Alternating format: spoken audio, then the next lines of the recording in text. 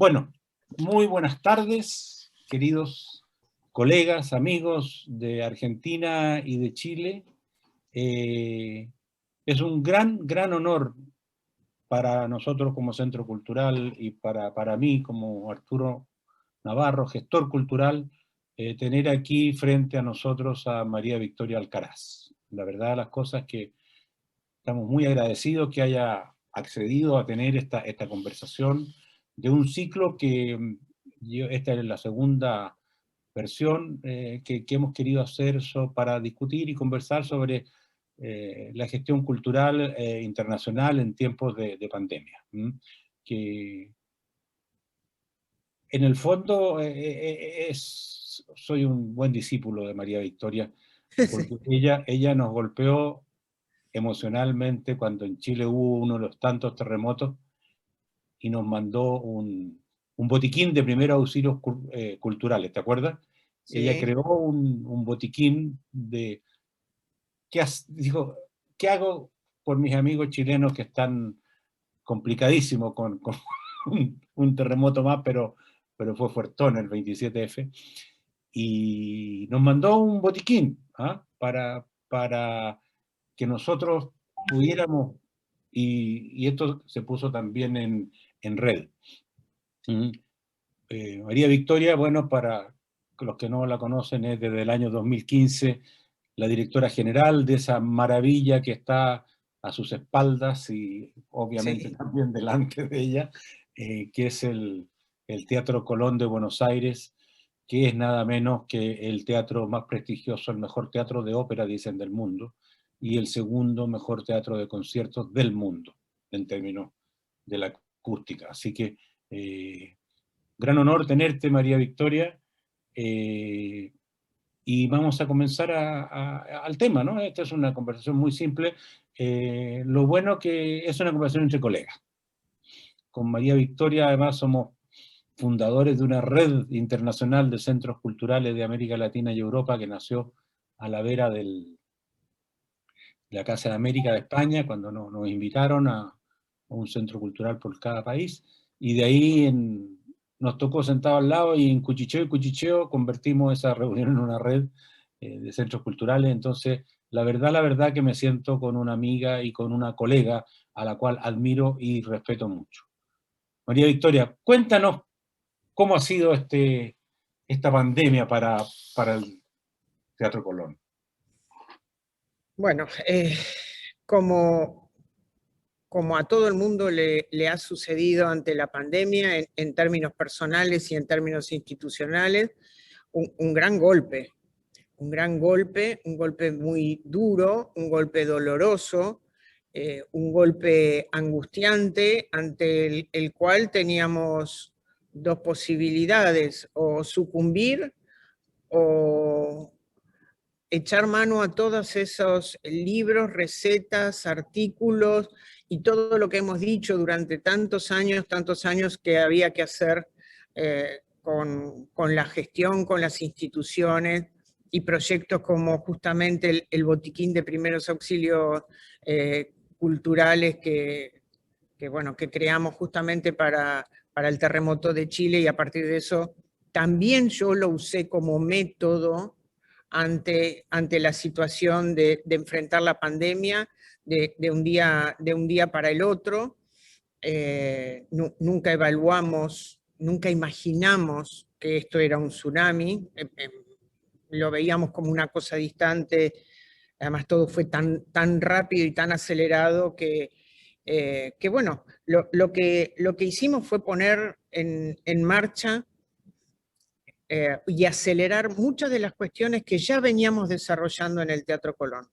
No podríamos haber arrancado, no podríamos haber, el primer domingo dictada la cuarentena, no podríamos haber arrancado con un ciclo de streaming de los domingos a las 20 horas si antes no hubiésemos hecho todo un trabajo previo primero de conceptualización de qué queríamos, qué queremos con el Centro Cultural. Nuestro objetivo fue tratar de abrir las puertas del Teatro Colón a otros públicos, a nuevos públicos, a aquella gente que estaba en su casa y que nunca había entrado al Teatro Colón o que lo había hecho alguna vez y que tiene muchos prejuicios sobre este tipo de institución. Así que trabajamos en el diseño de una estrategia con una pata muy fuerte en la comunicación, pero en la comunicación institucional, en pensar qué decimos, a quién le hablamos, cómo lo hacemos, qué herramientas desarrollamos. Todo ese trabajo lo venimos haciendo desde el 2015 a esta parte. Y eso es lo que nos permitió una reacción rápida después del primer cachetazo, la reacción rápida con un equipo de conducción del teatro y los equipos profesionales del teatro que se arremangaron y comenzamos a trabajar en pandemia en distintos escenarios en forma simultánea. Digamos, el trabajo remoto combinado con el trabajo presencial en el teatro todo el tiempo que se pudo. O sea que entramos y salimos muchísimas veces, pero muchos meses estuvimos trabajando puertas adentro. Y la apertura al público. Digamos, en general, la sensación del público es que el Teatro Colón está cerrado porque no está abierto al público. Y nosotros lo que explicamos es que el Teatro Colón está trabajando, está abierto, está vivo, está activo en lo presencial cuando se puede, en el trabajo remoto, pero el Teatro Colón no para. Y esto yo creo que también fue muy importante y nos hizo muy bien a todos los que conformamos el teatro y a este equipo, el sentirnos que estamos trabajando en algo tan sensible que llega a la emoción como es el arte, en un momento donde la emoción y la sensibilidad está a flor de piel. Es ahora cuando la cultura y el arte demuestran su real sentido de existencia. La pregunta que nos podemos hacer es, ¿quién ha pasado un día en la pandemia sin haber escuchado música, sin haber cantado, sin haber visto una película, sin haber tomado un libro? ¿Quién no hizo uso, casi como una tabla de salvavidas, del arte y la cultura para vivir? Eso lo hacemos todos los días. En situaciones tan extremas, esto queda como más de relieve. Entonces, bueno, el Teatro Colón ahí tenía que estar. Nosotros considerábamos que teníamos que estar. Y en simultáneo desarrollamos una pata solidaria del Teatro Colón. Gran parte del equipo del Teatro Colón, inmediatamente los equipos escenotécnicos se pusieron a producir, a coser, a cortar barbijos para los voluntarios de la ciudad de Buenos Aires. Miles de barbijos hicimos.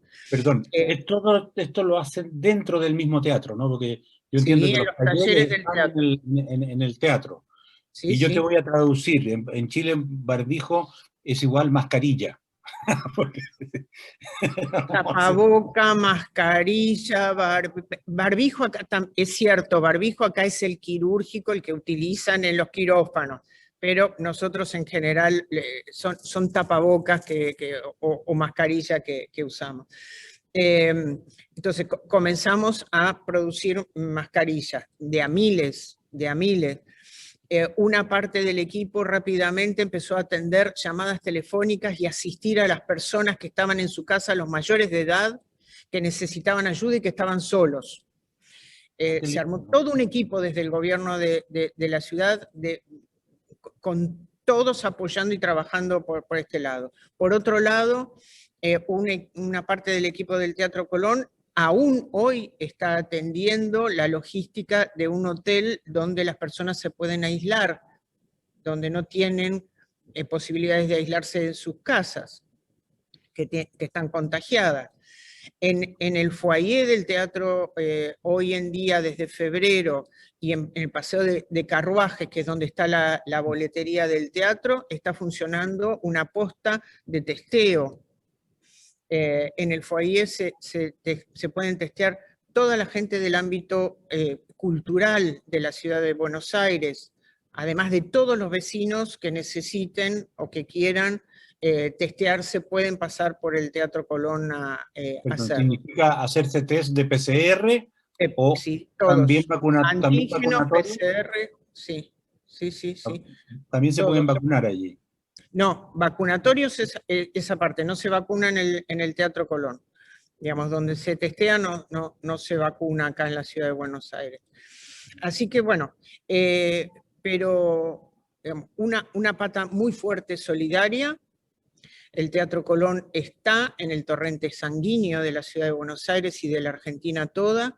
No podía, como ya bastante luchamos con cambiar la imagen esta de mausoleo plantado en el medio de la ciudad, sino que es una institución viva, dinámica, joven, y que está a la altura de las circunstancias, en cada una de las circunstancias que le toca vivir como esta, que es una pandemia. Así que combinamos el trabajo entre el trabajo propio del teatro más lo que estamos trabajando colaborando con la lucha con la pandemia. Así que estos son grandes rasgos nuestros días. Es un momento también interesante para, como muchas de las personas han hecho en sus vidas privadas, para poner en orden algunas cosas, algunas ideas. Nosotros también lo estamos haciendo. Es un momento muy, muy interesante, y acá lo veo aquí que Bordolini, nuestro director general escenotécnico, que está haciendo un trabajo impresionante ordenando las escenografías, los depósitos. Bueno, eso normalmente cuando tenemos los 7 días de la semana actividad artística no lo podemos hacer, es muy difícil. Entonces es un buen momento para eso, es un momento, estamos ordenando los archivos del patrimonio cultural que tiene el Teatro Colón, estamos haciendo un precioso proyecto de becas para apoyar a los estudiantes de la escuela del Colón, de becas que puedan apoyar a los chicos, a los jóvenes que estudian. Estamos desarrollando un proyecto de convocatorias para apoyar a los creadores. Estamos promoviendo la creación justamente de una red de teatros de ópera de la Argentina. Digamos, estamos juntándonos con otros teatros. Digamos, consideramos que el Teatro Colón es como una nave insignia que se debe también al resto de los teatros de la Argentina, y bueno, y estar cerca, e intercambiar experiencias y asistencia técnica, y apoyarlos en la formación, también es algo que estamos trabajando ahora, y la vinculación con los demás teatros de ópera del mundo, y principalmente de Latinoamérica. Como vos bien dijiste, soy muy activa, defensora del trabajo en red. El trabajo en red multiplica, el trabajo de uno a uno suma, y el trabajo en red multiplica. Entonces es, sobre todo para este tipo de instituciones culturales, para todas, pero en el caso de estas instituciones culturales es muy sano en un momento como este estar cerca de otras instituciones similares, sobre todo, por ejemplo, en el caso de los europeos, que van como adelantados 2 o 3 meses. Nosotros estamos viendo el futuro. Por la estación del año, claro, exactamente. Exactamente. Ellos están en verano ahora, cuando nosotros estamos entrando al invierno. Claro. Y además, digamos, están abriendo las instituciones cuando todavía nosotros estamos cerrados, y ese diálogo permanente que mantenemos, por cierto, de un grado de solidaridad, compañerismo y cooperación de los teatros españoles, sobre todo, también los italianos, que Ópera 21, por ejemplo, que es una red de teatros de España, de la cual el Teatro Colón de Buenos Aires es miembro. Tenemos reuniones frecuentes de intercambio de experiencias, del cómo te está yendo, qué hiciste o cómo resolviste tal situación. Perdona, María Victoria, quiero que después hablemos más largamente de la gestión cultural en otros países del mundo.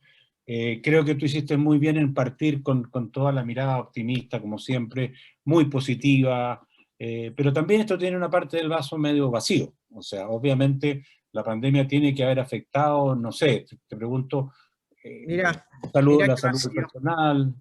¿Mm? ¿Alguna vez han visto, los que han estado aquí en el Teatro Colón, una sala vacía? Yo entiendo lo que vos estás preguntando. Por supuesto que duele. Por supuesto que tuvimos la posibilidad de hacer 15, 14 conciertos para celebrar los 100 años del nacimiento de Astor Piazzolla en marzo, creyendo que eso era la apertura y que ahí comenzábamos nuevamente y la vuelta a la normalidad. Bueno, don Astor nos protegió y nos cuidó para que se hicieran esos 14 conciertos y después ya no, porque después tuvimos que volver a cerrar.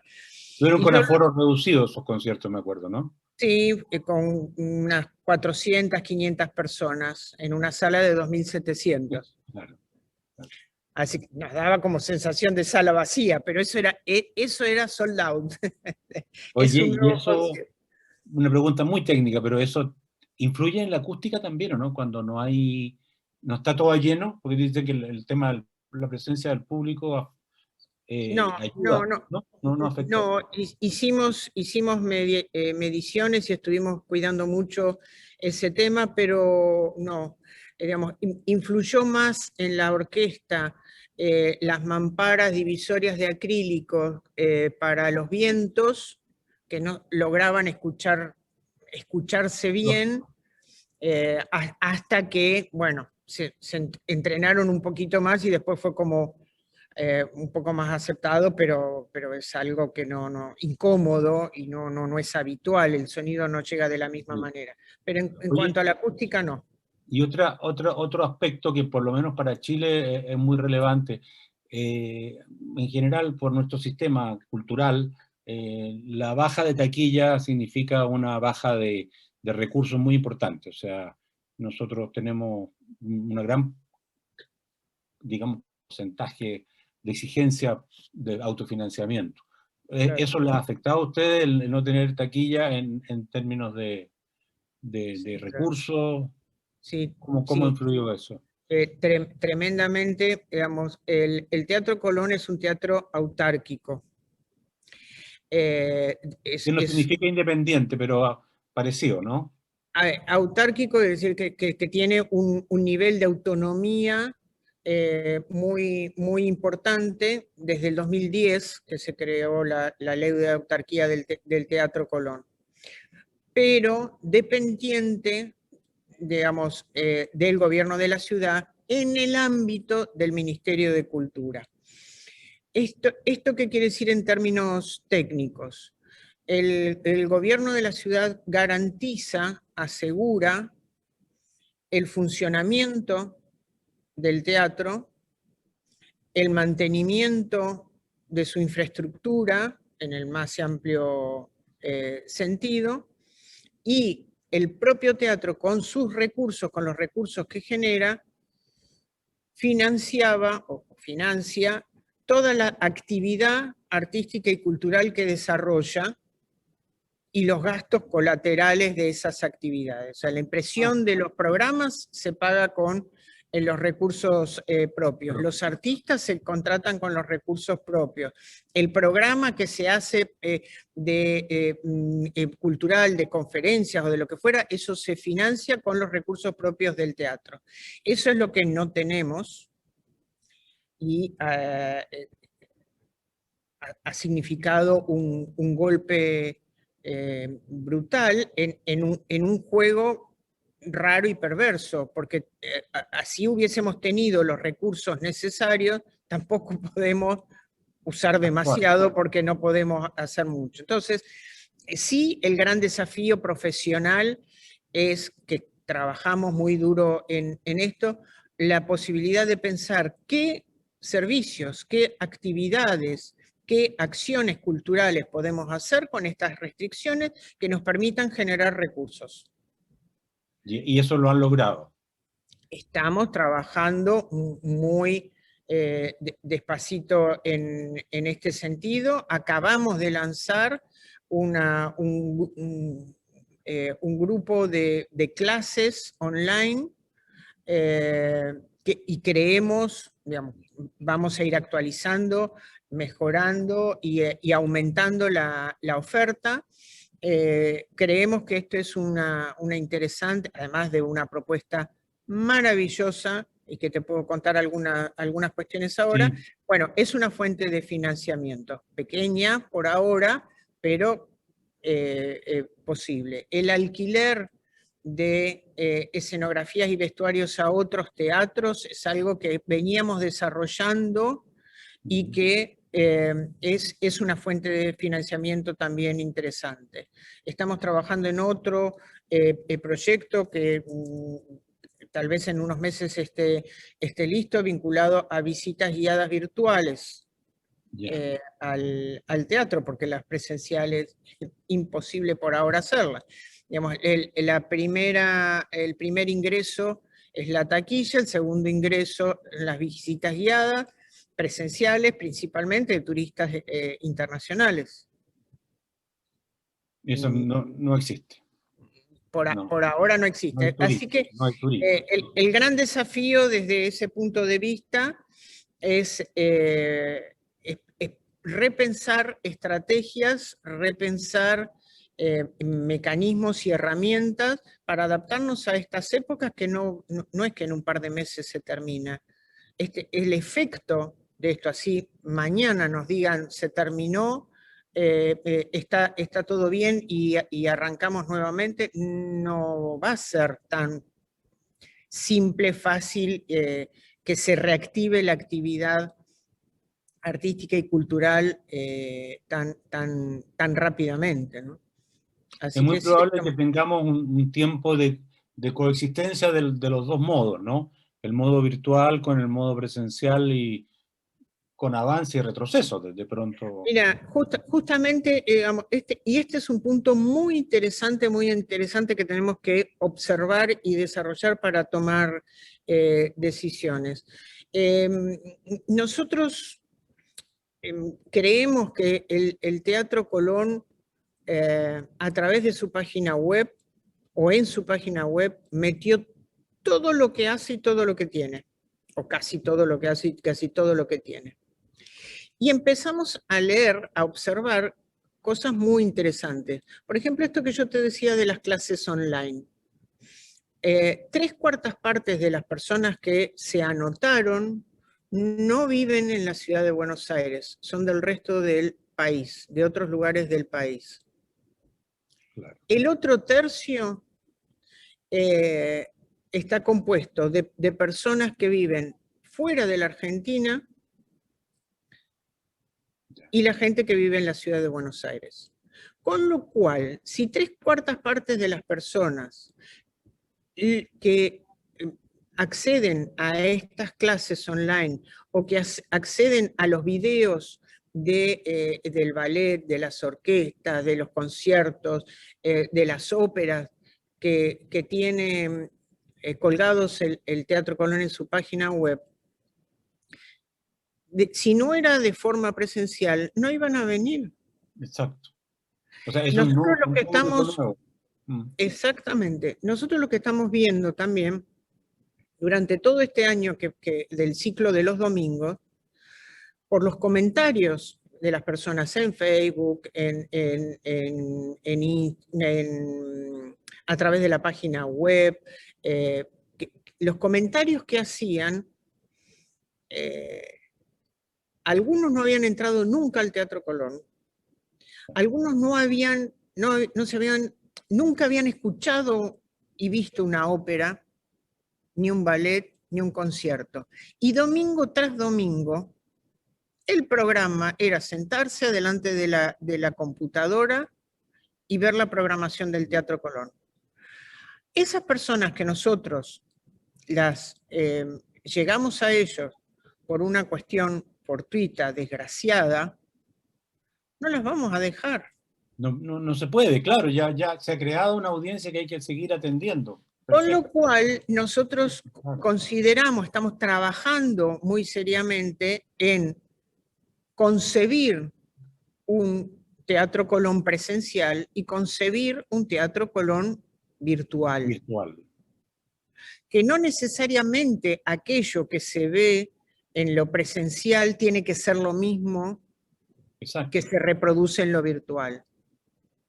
De hecho, la temporada que nosotros habíamos diseñado para el 2021, para este año, en este momento lo que estamos haciendo es separando, suponiendo que en primavera podamos volver con la actividad abierta al público, qué programación nosotros quisiéramos hacer entre septiembre y diciembre. ¿Qué otra programación la pasamos para el 2022? En tercer lugar, ¿qué programación queremos llevar al Colón virtual? Puede grabarse en el escenario, puede usarse el vestuario del Teatro Colón, puede trabajarse con todos los cuerpos estables del Teatro Colón y llegar al público a través de la virtualidad. Que es un concepto... Dos temporadas distintas porque son dos públicos, perdona, dos públicos de formación distinta también, uno más nuevo, ¿no es cierto?, que está recién llegando, ¿ah? y que hay que darle prioridad porque es el gran público que no había llegado a lo mejor sin esta circunstancia, ¿no es cierto?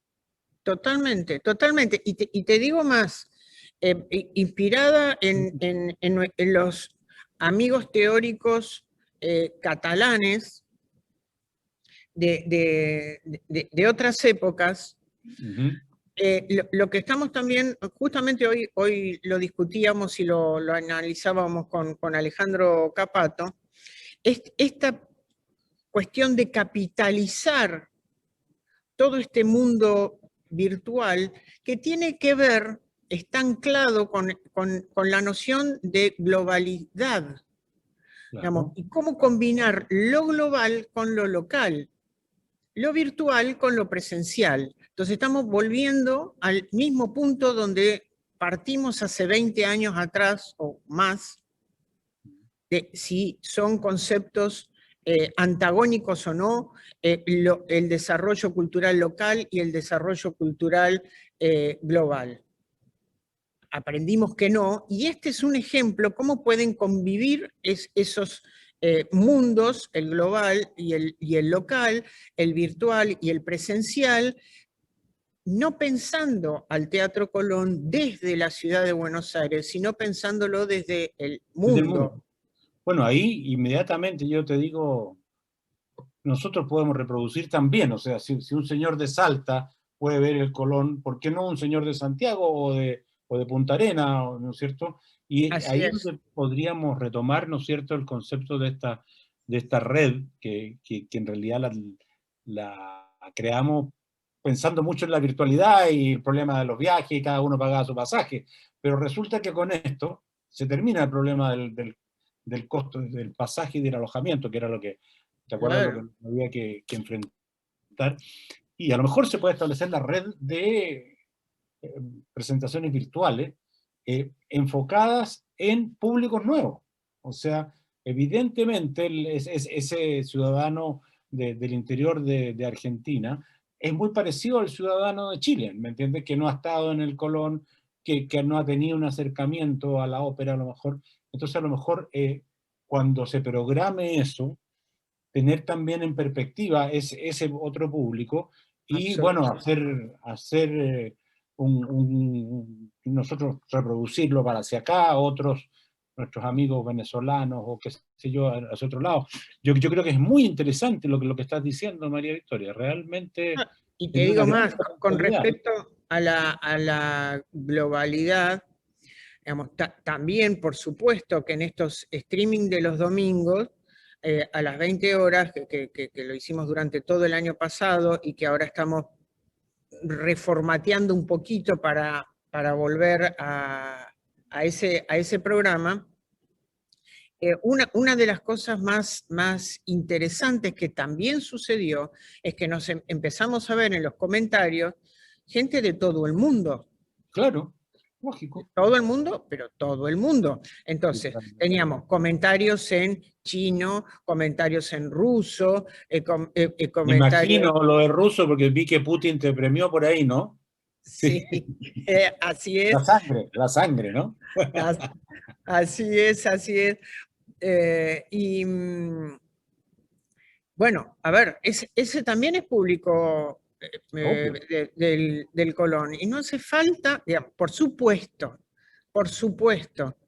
que estar en la sala del Teatro Colón, sentado en esas butacas de la platea, uno lo inunda una emoción trascendente, por supuesto que es maravilloso. Ahora, si eso no se puede, por el motivo que fuere, disfrutar las óperas, los conciertos y utilizar las herramientas contemporáneas para, a su vez, mientras que estás mirando, que además que lo veíamos, era maravilloso, en los comentarios, y acá está Josefina Delgado, que ha sido muy activa explicando, por ahí alguien decía, no entiendo, este personaje, ¿quién es?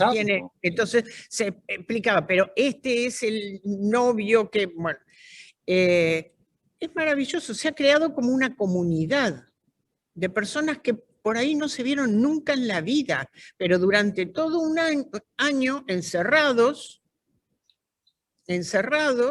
en pandemia, se han regalado a sí mismos la posibilidad de reservarse 1 hora y media, 2 horas de gozo, de disfrute, de alegría, que te deja ya como cargado para empezar una semana en otras condiciones. Nosotros estamos convencidísimos de eso.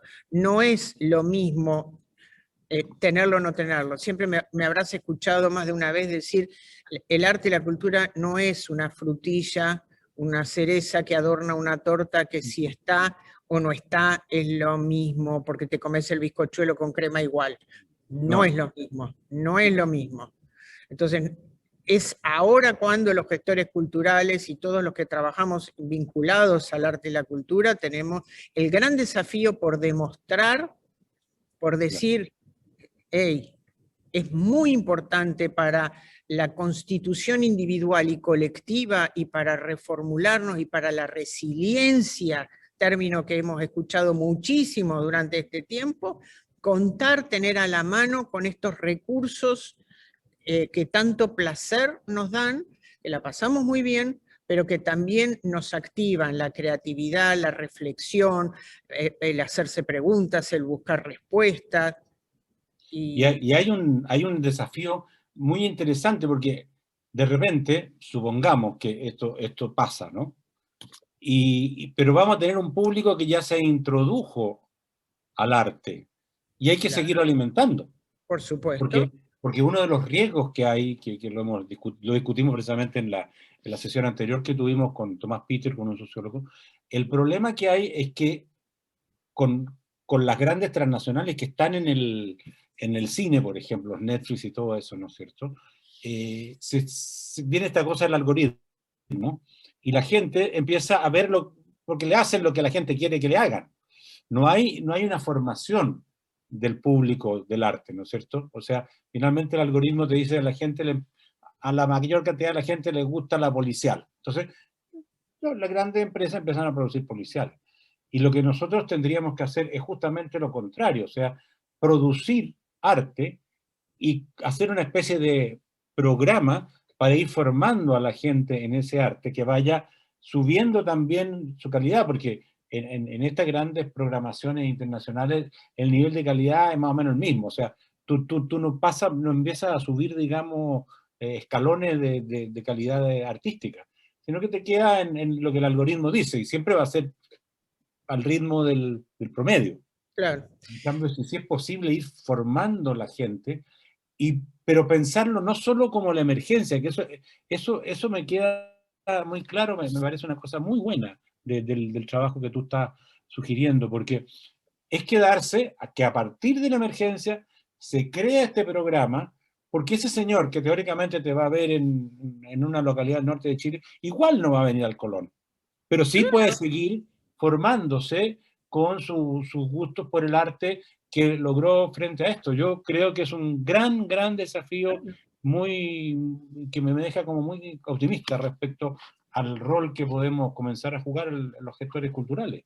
Pero desde ya, y por otro lado, con la vuelta a la presencialidad, que es algo que también venimos trabajando desde estos años en el Colón, no solamente el abrir las puertas para que el público venga al teatro, sino para que el teatro salga. Exacto.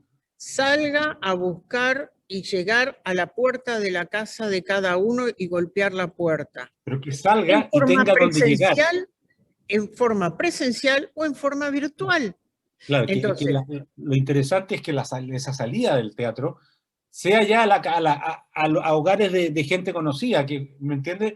De amigos, que ya han visto el teatro virtual, que ya han seguido la temporada, una temporada, dos temporadas, entonces es una salida como sobre seguro, ¿me entiendes? Como que va a ser muchísimo mejor recibida. No es la novedad, sino que es la continuidad de una formación artística y de un disfrute artístico. Me parece maravilloso eso. Sí. y mira, cuando nosotros llegamos al teatro en el 2015, en el 2016, encargamos una encuesta sobre el grado de conocimiento en todo el país que se tenía del Teatro Colón y bueno, cualitativamente a ver qué apreciación había sobre el Colón. Porque una cosa es lo que se dice, y dijimos, bueno, vamos a las fuentes a ver qué sucede. El 70% de las personas encuestadas, perdón, el 90% de las personas encuestadas decía tener un aprecio y un respeto por el Teatro Colón y el orgullo de tener en la Argentina el Teatro Colón y que era algo que lo ponía muy feliz. Pero el 70% de esas personas que opinaban eso no había entrado nunca al Teatro Claro. Colón. Entonces ahí rápidamente entendimos que teníamos una enorme oportunidad de abrir las puertas del teatro para que nuevos públicos, otros públicos, pudieran entrar y para que el teatro también pudiera salir por todo el país y el mundo, hasta donde podamos, para llevar su arte, para llevar su trabajo artesanal. Digamos, vos hablabas de los algoritmos y de la industria. Nosotros lo que hacemos acá en el Teatro Colón es un artesanato profesional que se transmite de generación en generación y que se cuida de que esto siga siendo así. Entonces, por supuesto que es un tipo de arte que no es autóctono de estas regiones, con lo cual ya de por sí tenemos como un doble esfuerzo que hacer para cooptar, para interesar al público. Pero en los primeros encuentros que yo he tenido con otros directores de teatro y en redes de casas de ópera, el tema central es el público de la lírica, el público de la ópera, que está desapareciendo y qué hacemos, que, bueno, a ver, o nos sentamos a sufrir, a llorar, o empezamos a hacer algo. Entonces, abramos las puertas, abramos las ventanas, que entre luz, que entre aire nuevo, que salga el Teatro Colón, que salgan los cuerpos estables en gran formato, en pequeño formato. Bueno, el extremo es un programa precioso que creamos, que es el Colón para bebés, que durante 2 años nos dio una satisfacción enorme, enorme, con bebés de 3 meses a 2 años, que venían a hacer su primer contacto con la música, con las formas, con los sonidos, con los colores, y lo hacían con sus papás, muchos de los cuales, no, o sus papás, o sus abuelos, o sus tíos, aprovechaban y sacaban fotos del teatro y estaban tan interesados en el teatro, y por ahí los bebés eran la gran excusa para... Así que invitamos a los papás, a los abuelos, a los bebés que pudieran disfrutar, y es un mensaje también, además de la acción concreta, que esta es una institución de puertas abiertas para todos, no hay que venir vestido de una manera especial, no hay que tener conocimientos previos de ningún tipo, ni hablar cuántos idiomas, ni comer determinada comida. Hay que ser una persona sensible, curiosa, apasionada, que tenga ganas de pasarla bien, que venga y se entregue al goce y el disfrute de un tipo de arte que es maravillosa, divertida y bella. ¿Ves qué maravilla la María Victoria? Siempre es así. Habíamos dicho que a las 18:45 o 19:45 Buenos Aires le íbamos a ofrecer la palabra a los demás. Y ella ha dado un cierre maravilloso con esto de del el Colón para bebés. Me parece fantástico. Preguntas. Yo quisiera ofrecerle a usted, porque hay gente que podría darnos lecciones aquí también, pero si alguien tiene alguna consulta que hacer a María Victoria o hacer algún aporte, encantado, se puede levantar la manito aquí en la pantalla o en vivo y en directo, por si alguien quiere decir algo, o seguimos conversando con María Victoria, porque tengo una serie de otras preguntas que no, aquí, a ver quién está apareciendo. Rodi dice, Colón para bebés, experiencia espléndida, claro que sí, cómo no. ¿Qué dice nuestro amigo Régulo Pachano? Que no saben ustedes lo importante que ha sido Régulo Pachano para la cultura latinoamericana. ¿Sí que es Maracaibo, Régulo? No. Régulo Pachano lo importamos, está trabajando en el Teatro Colón, está viviendo en Buenos Aires. Mira tú el ojo. ¿Ah? Pon el... Ay, lo conocimos como director del Centro Cultural Lía Bermúdez en Maracaibo, ¿no? Sí, mira tú los frutos que da la red, ¿no? Y también es esa visión que tiene María Victoria desde el punto de vista de gestión, de mirar y pensar incluso un territorio latinoamericano articulado, unido, enriqueciéndose, y nos ha brindado esa oportunidad importante de participar con ella en el Teatro Colón, de verdad. Pero que me alegro, Régulo, que me alegro. Él tenía un centro cultural maravilloso, nos hizo transpirar mucho porque el calor de Maracaibo. Aquí hay varios venezolanos que están conectados, incluso alumnos míos que los estoy viendo. Pero qué maravilla, qué maravilla. Muy bienvenidos, muy bienvenidos.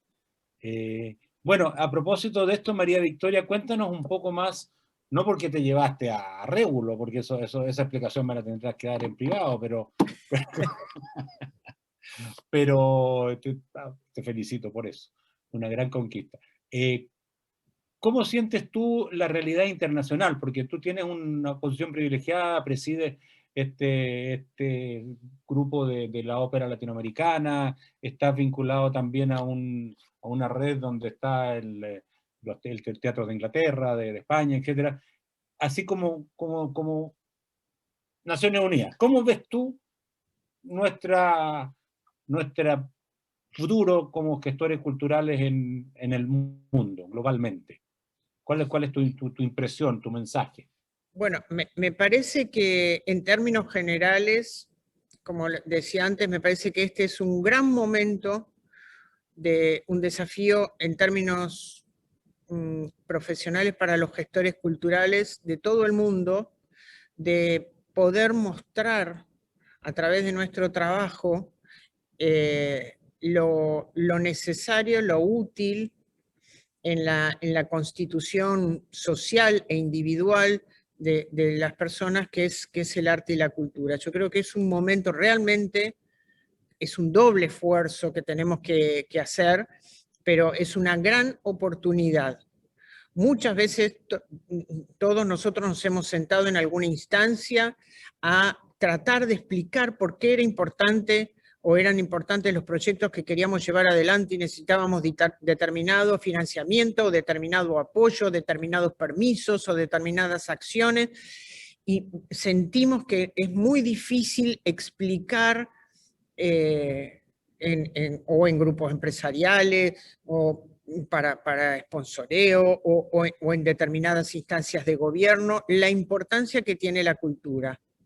Porque siempre hay aparentemente otras prioridades. Bueno, hoy en día tenemos la enorme posibilidad de demostrar, de levantar la voz, en buenos términos lo digo por supuesto, y contar, mostrar cuán útil es el arte y la cultura para la vida de las personas. Solamente con esto que te digo de preguntar, preguntémonos y preguntemos a nuestros amigos, ¿pasaste un solo día sin ni siquiera prender la tele, abrir un libro, escuchar música, cantar, ver bailar o bailar vos? Es imposible que alguien no lo haya hecho. Bueno, eso es arte, eso es cultura. Las instituciones culturales en general y los teatros de ópera en particular están atravesando un momento muy difícil, porque digamos, las prioridades están puestas en lo sanitario, la crisis que viene junto con lo sanitario en otras ramas, en ramas de la economía es muy fuerte,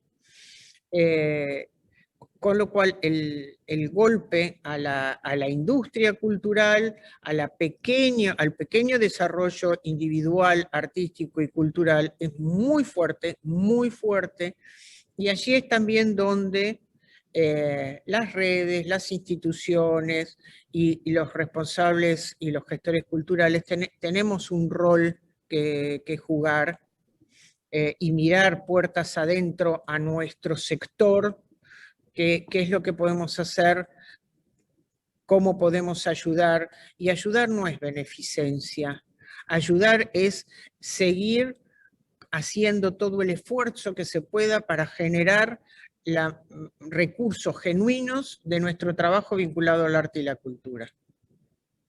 A mí me parece que ha dado una mirada optimista y que es muy desafiante, María Victoria, porque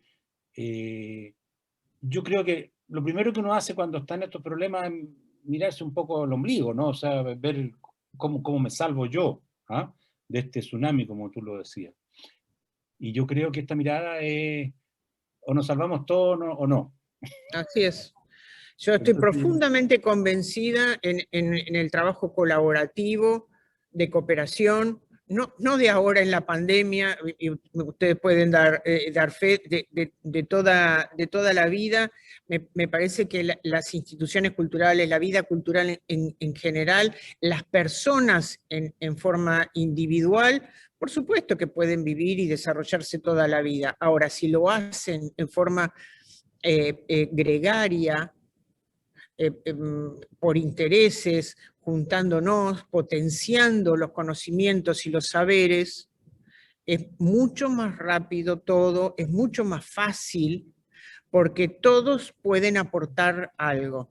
En el trabajo en red, la red de teatros de ópera, como te decía, estos diálogos que nosotros mantenemos, casi semanales entre los miembros de Ópera Latinoamérica y los miembros de Ópera 21, que son los teatros de ópera de España, sobre cómo hacer, qué estás haciendo, y ahora estamos en una instancia superadora, digamos, de hacer planes y proyectos conjuntos, y de hecho, y aprovecho y los invito a todos, el 30 de junio estamos haciendo un foro iberoamericano de teatros de ópera, vinculados al tema de la pandemia. Entonces, los españoles más los latinoamericanos, en torno a algunos ejes temáticos nos estamos juntando y vamos a reflexionar en forma pública sobre esos temas. Temas sobre los que venimos discutiendo, como te decía, desde marzo, abril del año pasado. Desde ya te digo que cuenta con nosotros por lo menos para la difusión. Nosotros estamos preocupados a través de nuestras redes, de nuestra web, etcétera, y nuestros contactos, apoyar y difundir todas estas cosas porque es parte de lo que corresponde con un centro cultural que tiene que estar lamentablemente cerrado. Así que cuenta con nosotros para apoyar por lo menos esa difusión. Y por Mañana mismo te mandamos toda la información para que puedas compartirla desde ya. Pero bueno, volviendo a lo que decíamos, el escenario internacional es un escenario difícil, complejo, pero lleno de posibilidades que tenemos que saber aprovechar. Digamos, son sogas de las que en el medio del tsunami, de las que nos podemos agarrar y que nos pueden ayudar a mantenernos a flote. Y mantenernos a flote es seguir viviendo y poder seguir produciendo lo que estamos produciendo hasta aquí. Y qué mejor cosa que hablando en un idioma que el otro te entiende. Vamos, entre nosotros digamos, es muy fácil explicar en qué situación estamos y qué podemos requerir del otro. Si yo te llamo Arturo y te digo, Arturo, ¿qué experiencia vos tenés sobre tal cosa? ¿Sabés algo? ¿Sabés de alguna otra institución en Chile o en el mundo que vos inmediatamente vas a decir, sí, esto, consulta a este, llama a este otro? Bueno, eso es trabajar en red, pero no espasmódicamente, sino en forma sistemática, con método, con sistema, que hace que inevitablemente las instituciones se fortalezcan y las personas ni que hablar, porque ahí lo que nace es la red invisible de vinculaciones humanas, en el fondo del fondo, pilar fundamental. Incluso el aspecto anímico, yo te digo que encontrarse con Régulo ya es un gusto, no sé si me entiende, porque no, ¿Sí? como la sensación que te da esto que estás solo.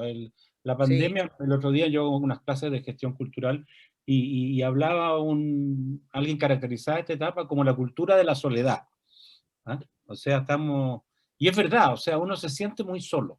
Ahora, físicamente también, o sea, podemos salir poco, pero se está como desarrollando en el lado oscuro, digamos, ¿no? Una cultura de la soledad. Y yo creo que lo que tú estás planteando es justamente lo contrario. Perdona que siga con Régulo, pero me emocionó mucho verlo. Pero sigue existiendo Régulo Pachano, ¿me entiendes? Y la Victoria, y Alejandro Capato, que apareció por ahí también, y tantos otros, ¿no? Y la Hilda Arévalo, perdonen que no los nombre a todos, pero cuando uno, y Enrique, bueno, que lo hemos tenido acá en el municipal también, etcétera. Entonces, eso, incluso anímicamente, es muy importante. Fortalece en esto, ¿no? Entonces, creo que, como siempre, el liderazgo que tú puedes tener en esto es muy importante. Muy importante. Sí, claro. Digamos, por eso, es duro, es distinto, es raro, es desconocido, pero bueno, a ver, veamos dentro de todo esto qué posibilidades hay, qué oportunidades hay. Primero y antes que nada, de ninguna manera, ni en lo individual ni en lo institucional, hay tiempo para caerse a tirarse en una cama a llorar. Bueno, de vez en cuando se puede hacer, un poquito sí. no está mal. Ayuda de repente, un llantito de repente ayuda. De vez en cuando relajarse un poco. Ponemos un tango y ya. Y con no, eso ya casi para no, eso ya es mucho. Sin exagerar. Pero después a pelearla. Nosotros si elegimos estas profesiones no es porque queremos sentarnos cómodos en una silla, digamos, porque tenemos una pasión y una convicción de que hay que ir por este lado. Bueno, por este lado hay gente que nos necesita, que la está pasando mal, y tenemos que mantener instituciones activas, vivas, brindando el servicio para el cual fueron creadas, hasta de otra manera. Y por supuesto que se puede hacer. Que cuesta mucho trabajo, cuesta. Cansa muchísimo. ¿Pero ¿y qué vamos a hacer? ¿Qué vamos a hacer? Es lo que hay. Mira, hay una reflexión que yo continuamente desde que empezó la cuarentena hago y comparto con mis amigos, como es en este caso, que durante toda mi vida yo siempre me preguntaba cómo hicieron mis abuelos y mi mamá, que atravesaron toda la Segunda Guerra Mundial, vivieron bajo bombardeos con carencias de las más extremas y situaciones también extremas, y ellos siempre me contaban anécdotas, situaciones, que se reunían para festejar un cumpleaños y que bailaban y que se sacaban fotos y que... ¿Cómo conviven los dos mundos, el de la tragedia y el de la vida, en una misma persona, en una misma familia durante tanto tiempo? Bueno, estoy encontrando las respuestas. Tenemos que seguir viviendo, tenemos que seguir construyendo, tenemos que romper estereotipos, tenemos que luchar contra prejuicios más que nunca, porque nosotros estamos llamados o queremos dedicarnos a esto que hacemos, que es vincularnos al arte y la cultura desde la gestión de formas distintas, diferentes. Y hay que hacerlo, y hay que hacerlo. Vamos, nadie nos dijo que la vida iba a ser un lecho de rosas, lamentablemente, lamentablemente, pero hay que... si nosotros, digamos, si yo apago las luces del Salón Dorado del Teatro Colón y digo a todo el mundo cada cual a su casa y nos sentamos a esperar mejores momentos, tal vez no lleguen nunca. Y es una decisión profesional. Y ese peso lo tenemos sobre nuestras espaldas, quienes lo tenés vos, lo tenemos todos los que tenemos a cargo instituciones o organizaciones o grupos de personas que se vinculan con el arte y la cultura. Yo parezco como de una iglesia evangelizando y juntando fieles. Tal vez sea algo de eso, ¿no? Pero me parece que... Estás con un fondo catedralicio, por lo menos, ¿no? Sí, sí.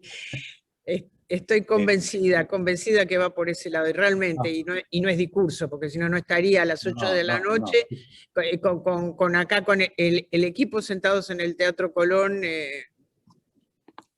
tratando de contar esta aventura que estamos viviendo y que se la contaremos a nuestros nietos, cómo fue hacer gestión cultural en medio de una pandemia. Así es, nos consta a todos quienes te conocemos, María Victoria, que eres como, se dice que el gestor cultural es un hombre de acción que piensa como hombre de pensamiento y un hombre de pensamiento que actúa como hombre de acción. Ese es y tú lo has llevado maravillosamente a la práctica, actuando brillantemente y meditando y pensando y reflexionando sobre esa acción y sacando conclusiones y dándonos una luz y una esperanza. Te agradezco nuevamente muchísimo esta oportunidad que nos has dado de compartir esta grabación, porque lo estamos grabando para quedar en nuestra página web, porque lo vamos a recomendar mucho. Creo que de aquí podemos sacar muchísimas lecciones. Un gusto haber estado contigo, haber visto a los amigos que han aparecido por acá, y pronto sabrán de nuestra próxima conversación sobre gestión cultural en tiempos de pandemia. Muchísimas gracias. Un abrazo, María. Muchísimas gracias a todos, un abrazo enorme, que ojalá presencialmente nos lo podemos dar en cuanto antes.